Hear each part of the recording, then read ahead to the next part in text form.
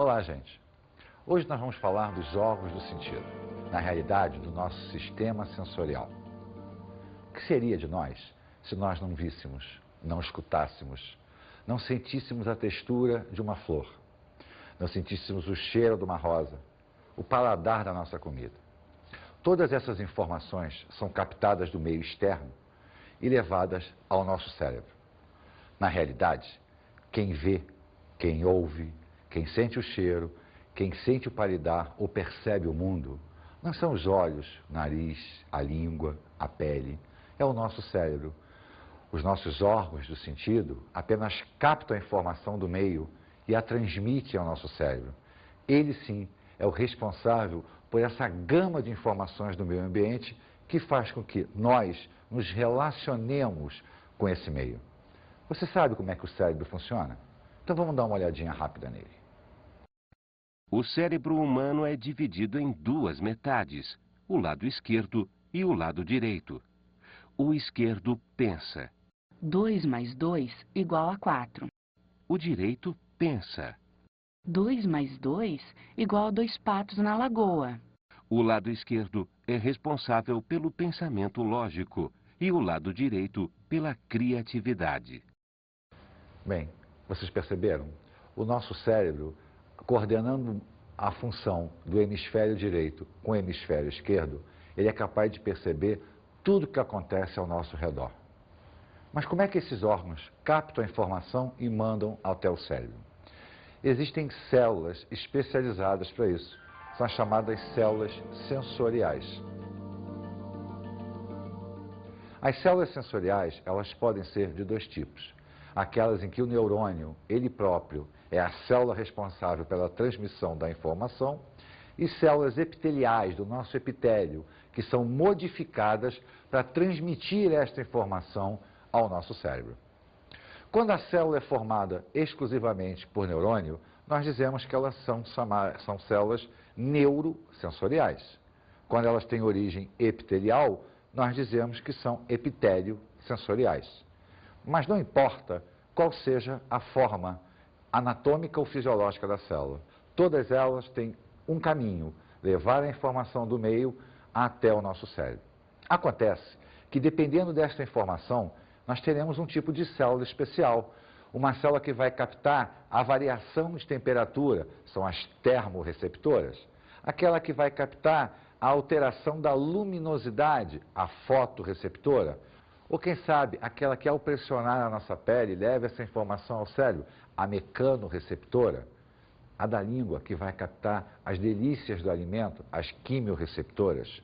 Então, cada célula tem um momento de sua especialização. Ela é responsável por levar uma informação ao cérebro e ele então vai decodificar esta informação. Bem, para que o nosso cérebro pudesse trabalhar de maneira organizada, o nosso próprio organismo dividiu esse caminho de informações em 5 funções sensitivas: a olfação, a gustação, a visão, a audição e ao tato. Vamos falar cada uma delas separadamente para que a gente possa ter, no conjunto, a noção de como o nosso cérebro faz a interpretação dessas informações. Vamos acompanhar.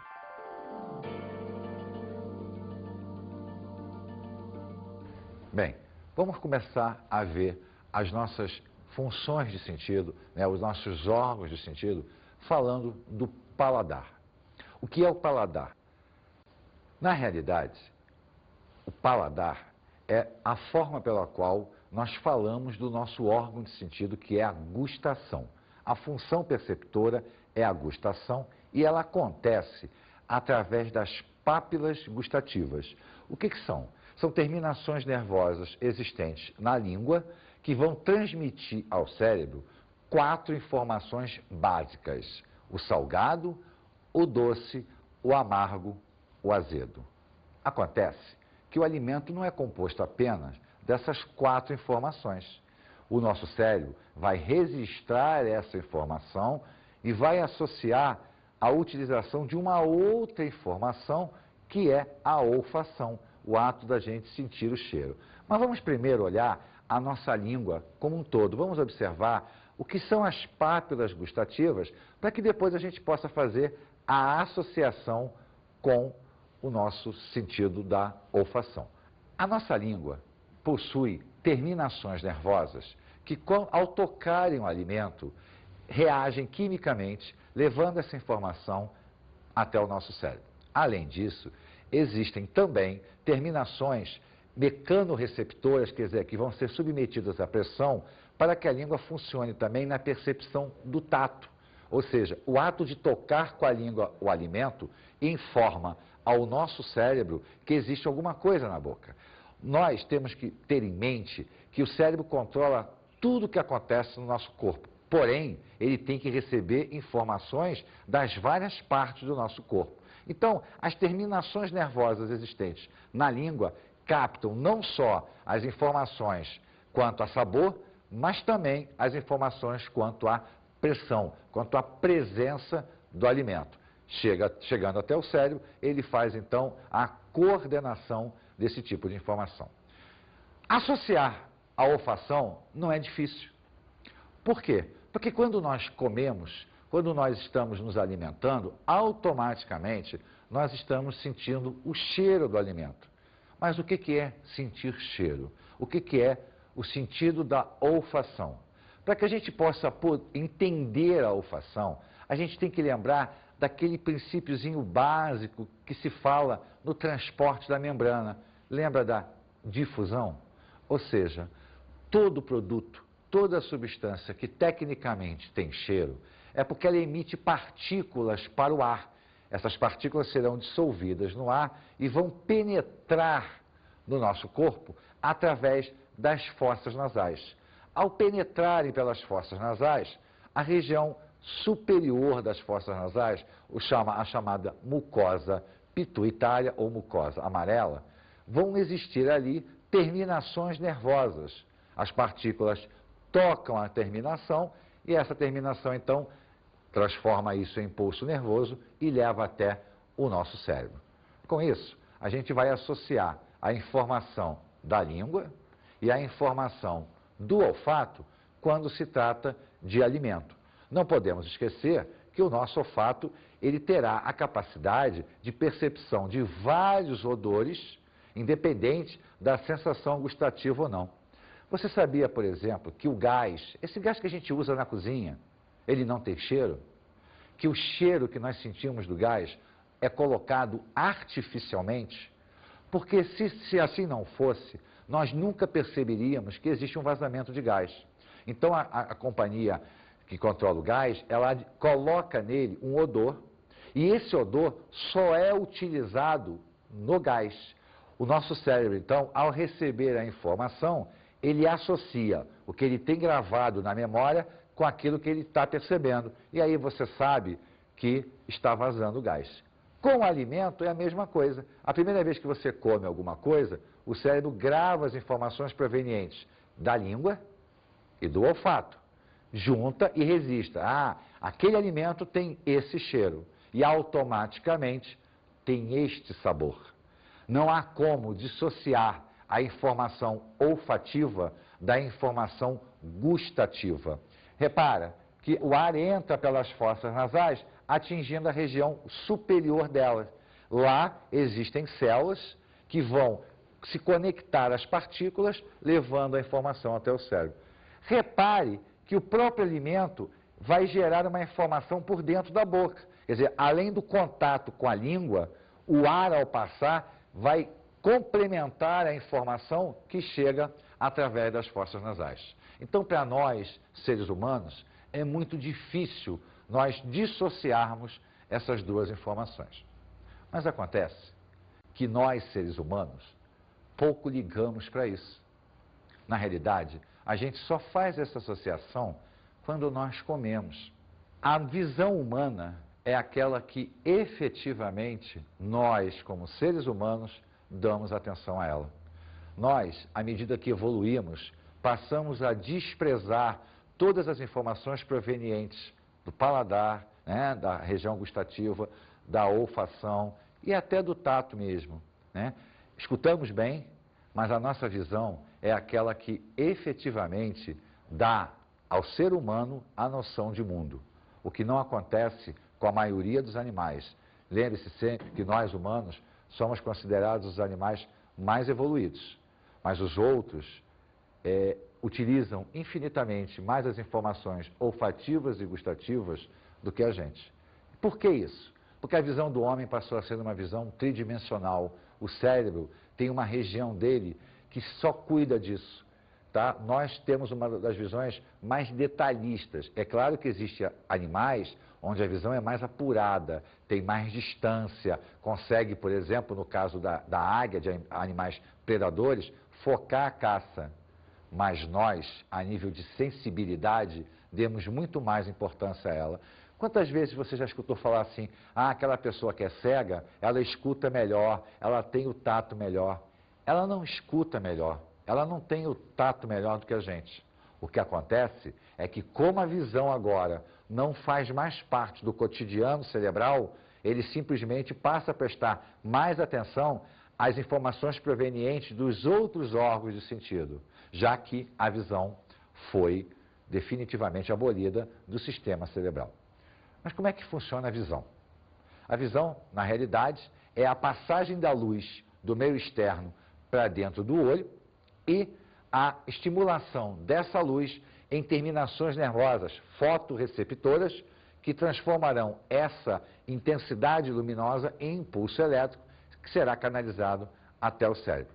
Na realidade, o que o nosso olho faz é captar a informação, como se fosse uma máquina fotográfica, e transmitir esta informação para o cérebro. A montagem da imagem é uma propriedade exclusivamente cerebral. O olho, na realidade, ele é uma estrutura formada por 3 membranas. A membrana externa se chama esclerótica, é a mais resistente. E quando a gente olha no espelho, é essa parte branca que a gente está vendo. Então a parte branca, na realidade, demonstra essa região externa do olho. Acontece que quando ele passa pela frente do olho, né, por essa bola colorida, que é a íris, quando a esclerótica passa pela frente, ela se torna transparente, porque senão a luz não passaria para o interior do olho. Essa região transparente da esclerótica denomina-se córnea. Então a córnea é a área transparente da região anterior do olho, né, da região da esclerótica, que é a membrana que forma o olho externamente. Para dentro da esclerótica, nós vamos encontrar a coroide. A coroide é a segunda membrana, que forma a camada mais interna do olho, que na região anterior, quer dizer, nesse trecho aqui, né, forma a íris, que é a bola colorida, verde, azul, castanho. Na realidade, o olho humano apresenta 9 padrões de coloração para a íris. Então, a coroide, quando chega na região anterior, ela tem um disco colorido, que é a íris. E todo mundo já deve ter prestado atenção que no meio desse disco existe um ponto. Na realidade, esse ponto não é um ponto, ele é um buraco, por onde a luz vai penetrar pelo olho. Esse ponto se chama pupila. E a pupila é um buraco, né, formada por um anel muscular que vai dilatar ou contrair, controlando a intensidade luminosa. Quer dizer, se existe pouca luz no meio ambiente, a pupila dilata abre a entrada da íris e a luz penetra com maior quantidade para dentro do olho.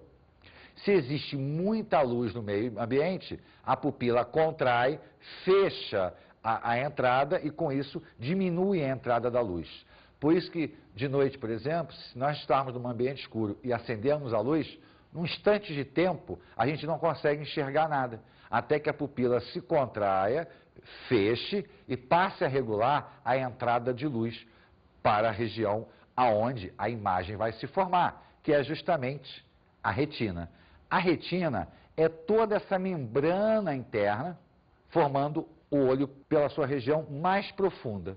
A retina é altamente vascular, né? Ela é muito vascularizada.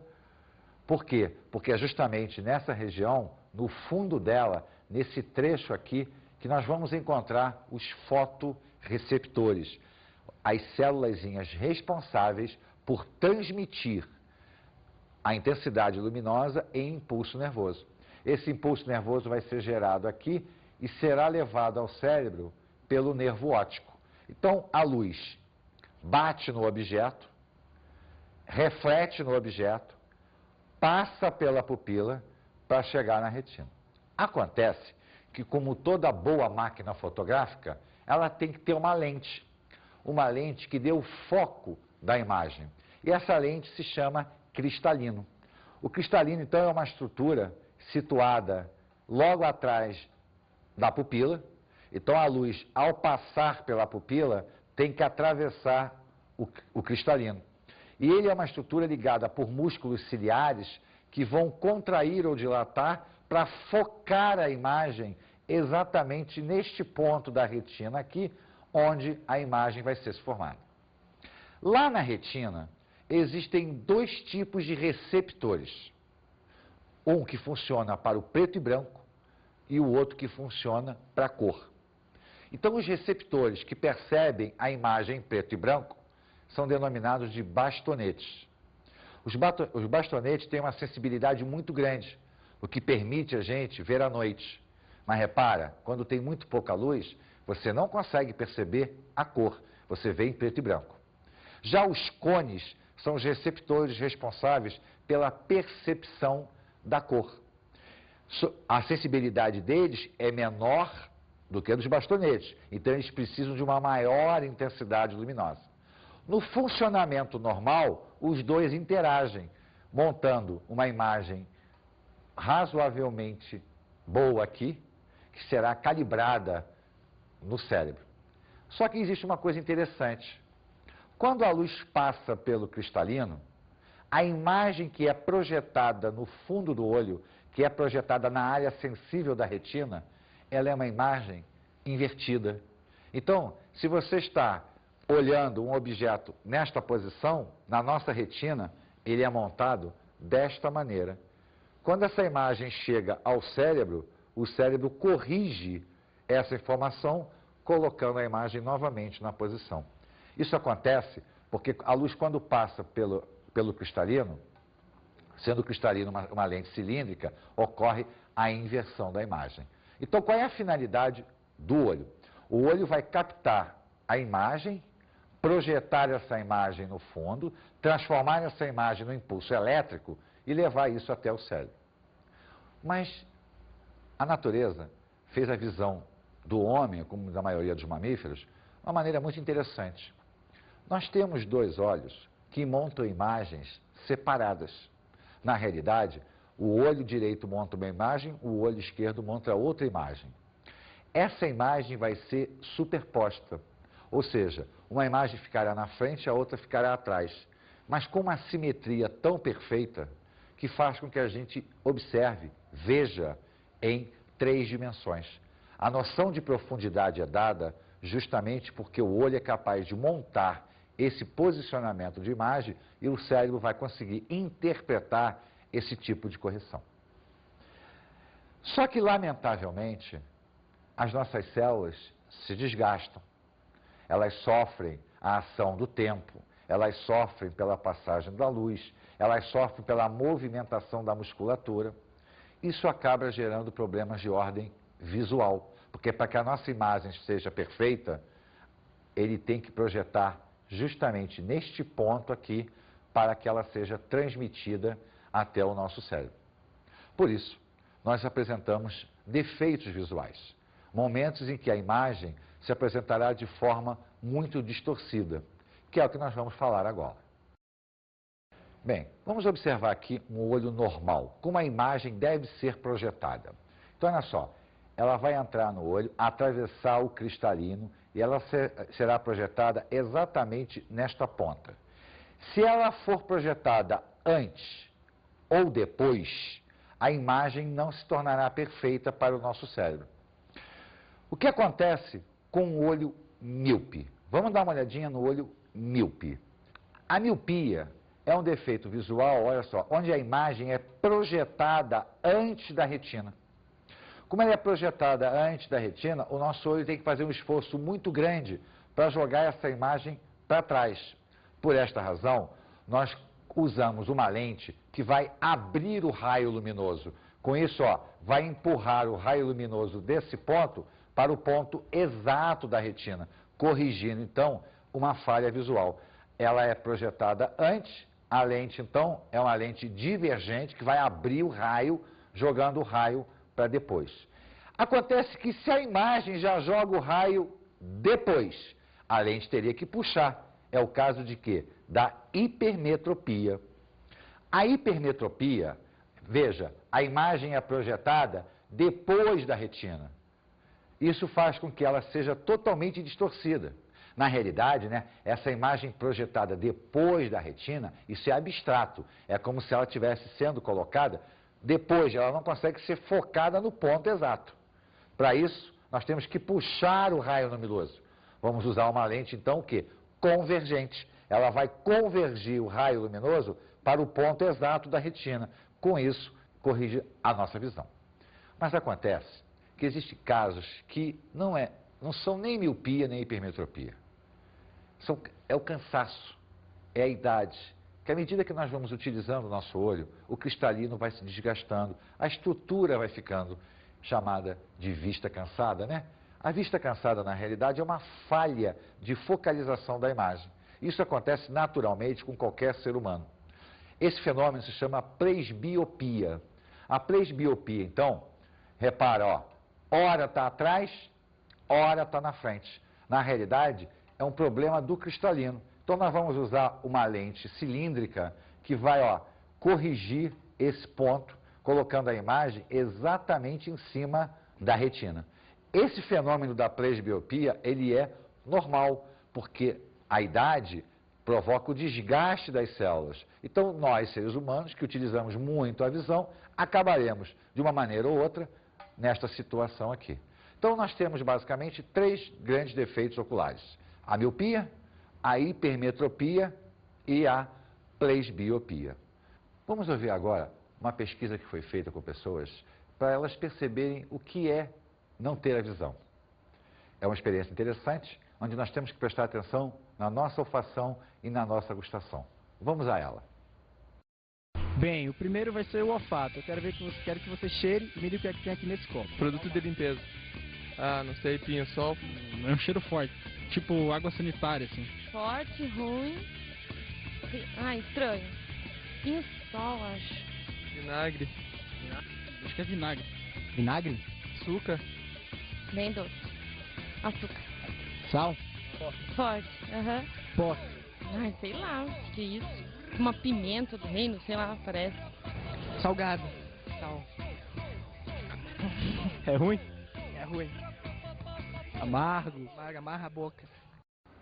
Bem, vamos falar agora da nossa 4ª função de sentido, né? No nosso 4º órgão de sentido, que é a audição. Na realidade, a audição envolve uma estrutura muito conhecida com o nome de ouvido. O problema é, a palavra ouvido vem de ouvir. Só que a nossa estrutura auditiva não tem apenas a finalidade de ouvir. Ela está ligada também a uma outra função cerebral, que é a manutenção do nosso equilíbrio. Por essa razão, modernamente, o que nós chamávamos de ouvido, hoje chamamos de orelha. É meio esquisito? É, porque você fala orelha externa, orelha média, orelha interna. Poxa, uma orelha dentro da cabeça? Meio complicado, né? Mas lembre o seguinte, quando você está falando de orelha, na realidade você está falando de uma estrutura como um todo que tem a função de captar as ondas sonoras e transmitir essas ondas até o cérebro e também captar as informações do meio para que você possa permanecer numa posição de equilíbrio. Vamos olhar a estrutura como um todo. Vamos acompanhar ponto a ponto como é formado o nosso sistema auditivo. A nossa orelha como um todo é dividida em 3 partes. A chamada orelha externa, a chamada orelha média e a chamada orelha interna. A parte mais externa, que você conhece com o nome de orelha, na realidade é o chamado pavilhão auditivo. Ele tem essas voltinhas para captar as ondas sonoras e canalizar as ondas sonoras para dentro de um túnel, né? A chamada tuba auditiva, ou canal auditivo, melhor. O canal auditivo, então, vai transportar essas ondas captadas pelo pavilhão para o interior da orelha. Acontece que à medida que o som trafega, ele vai perdendo a força.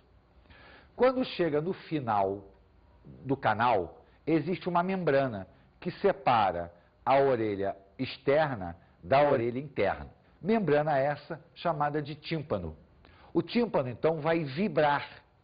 E ele vai estar ligado a um conjunto de 3 ossinhos, que são a bigorna, o martelo e o estribo. Então, nós temos 3 ossinhos pequenininhos dentro dessa região, ligadas ao tímpano. Qual é a finalidade deles? É amplificar o som. Na realidade, eles funcionam como amplificadores. O som penetrou, chegou aqui meio cansado, ele vai vibrar o tímpano, que vibra o martelo, que vibra a bigorna, que vibra o estribo, amplifica esse som e o som então vai atravessar uma abertura chamada de janela oval para o interior da orelha interna. Acontece que essa região da orelha média, ela é preenchida com ar. E para que a pressão interna seja igual à pressão externa, existe um canal que liga a nossa garganta a essa região daqui, a chamada tuba auditiva, conhecida também como trompa de Eustáquio. A finalidade dela é manter a pressão interna igual à pressão externa. Já aconteceu de você chegar num local muito alto, ou pegar um elevador muito rápido, ou andar de avião, e de repente teu ouvido estala, ele tampa? Isso porque está havendo diferença de pressão entre o meio externo e o meio interno. Aí você engole, mastiga, com isso o ar penetra, entra pela tuba e faz com que as pressões se igualem. É necessário que as pressões estejam iguais para que a onda de som trafegue na mesma velocidade. Quando essa onda sonora atravessa a janela oval, ela vai entrar numa rede de labirinto, a chamada cóclea. Ela vai percorrer esse labirinto aqui, que é preenchido por um plasma. Olha só, hein? Ele saiu de um meio que era o ar e agora entrou no meio líquido. Isso aumenta a velocidade da onda sonora. Ao final da cóclea existem terminações nervosas que vão receber essas informações, transformá-las em impulso elétrico e, através do nervo auditivo, levar as informações até o cérebro. Mas no meio do caminho, olha só, eu tenho aqui a cóclea, né, a região do labirinto como um todo. Eu tenho aqui os chamados canais semicirculares. Eles são importantes para a informação do equilíbrio para a gente. Na realidade, tanto os canais semicirculares quanto o próprio labirinto, né, esse próprio caracol que existe aqui, ele possui terminações laterais que, quando nós inclinamos o nosso corpo, essas informações vão até uma regiãozinha do nosso encéfalo chamada de cerebelo. Com isso, ele consegue corrigir a nossa postura. Existe uma doença chamada de labirintite, que é a inflamação dessa regiãozinha aqui. Quando ela está inflamada, essa informação não chega até o nosso cerebelo e nós perdemos então a noção de lateralidade. A gente não sabe se o chão está chão mesmo, ele está se deslocando. Enquanto nós estivermos com a nossa visão funcionando, olho aberto, o nosso cérebro consegue corrigir o problema. Mas na hora que a gente fecha os olhos, que a informação visual não existe mais, nós dependemos de um bom funcionamento desse trecho aqui, para que o nosso cérebro saiba exatamente em que posição nós nos encontramos. Então, atente, o nosso sistema auditivo, ele capta as ondas sonoras, transfere até uma região nervosa, vira impulso elétrico, vai até o cérebro e ele então forma o som. Então, nós não escutamos pelos ouvidos, nós escutamos, na realidade, pelo nosso cérebro. Lembre-se, o ouvido capta apenas a informação. O nosso cérebro traduz essa informação. Chegamos, então, à nossa última estrutura do sentido, que é o tato. O tato é a informação transmitida pela nossa epiderme até o nosso cérebro. Nós podemos observar um corte histológico da pele humana. Então, aqui nós temos uma demonstração de como é formado a nossa estrutura epidérmica, né? A camada mais externa, que é a camada de queratina, que é essa que a gente vê aqui. Temos aqui um pelo, o cabelo normalmente, o pelo, a região do folículo pilório, que é onde nasce o pelo, e esses pontinhos aqui, que são as terminações nervosas. Isso pode parecer uma distância muito grande, mas na realidade, esse trechinho aqui da camada externa, da camada queratinizada, que é essa que nós estamos vendo, ele tem décimos de milímetro de espessura. Então, qualquer coisa que aconteça nesta superfície, ela será imediatamente transmitida para a região mais profunda da pele, a chamada derme. E é justamente na região da derme que encontram-se as terminações nervosas responsáveis pela informação do tato. Existe um grupo de terminações denominadas de terminações livres. Essas terminações livres transmitem a informação da dor. Então, na realidade, quando a gente sente dor, é porque alguma terminação livre dessa aqui foi acionada. E com isso, o nosso cérebro percebeu que alguma coisa estava errada. Por exemplo, essas terminações aqui, as terminações de Pufini, determinam a pressão. Quando altera a pressão barométrica aqui, quer dizer, o ar está pressionando, não é o tato, né? A pressão atmosférica muda, nós sentimos isso, né? Uma sensação de pressão na nossa pele, de força. São essas terminações aqui que vão dar ao nosso cérebro esse tipo de informação. De Ruffini aqui, calor. A alteração da temperatura aqui atrás, né, aqui fora, vai permitir o quê? Que essas recepções aqui aconteçam, mandem a informação através da inervação até o nosso cérebro e ele então possa captar isso e transformar isso em algo palpável, perceptível. Nós temos que entender que o tato é uma das formas mais primitivas da percepção do meio ambiente. Muito importante. Não é por ela ser primitiva que ela é menos importante. E por causa disso, nós fizemos uma enquete onde as pessoas vão ter que usar a sensibilidade do tato para mandar a informação ao cérebro e ele permitir identificar o que elas estão apalpando. Vamos observar.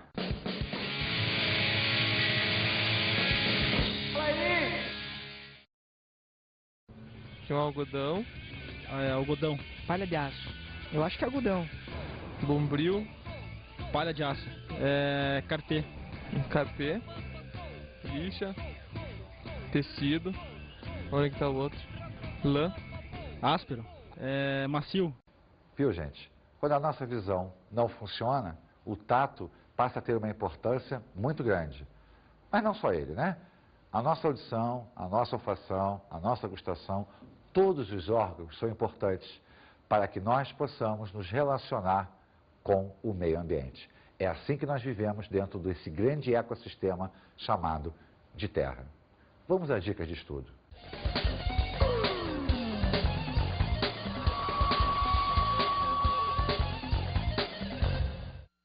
Dê uma atenção a todos os órgãos do sentido. audição, gustação, olfação, tato. Veja como cada um deles funcionam e como eles se relacionam a nível cerebral. Lembre-se que eles formam o nosso sentido, eles fazem com que nós percebamos o meio ambiente. Então não adianta você olhar um separadamente, olhe sempre o conjunto. Um grande abraço para todos.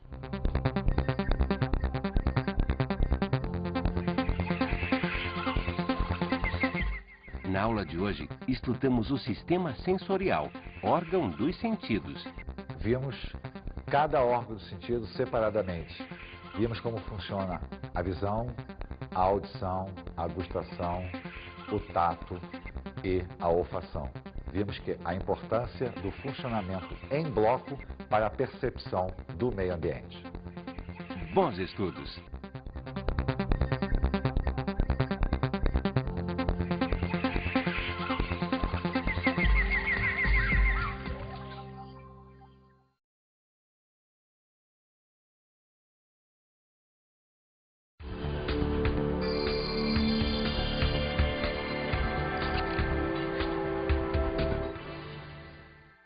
Bem, na minha concepção, colega, é mais importante que o aluno entenda o bloco do que o isolado.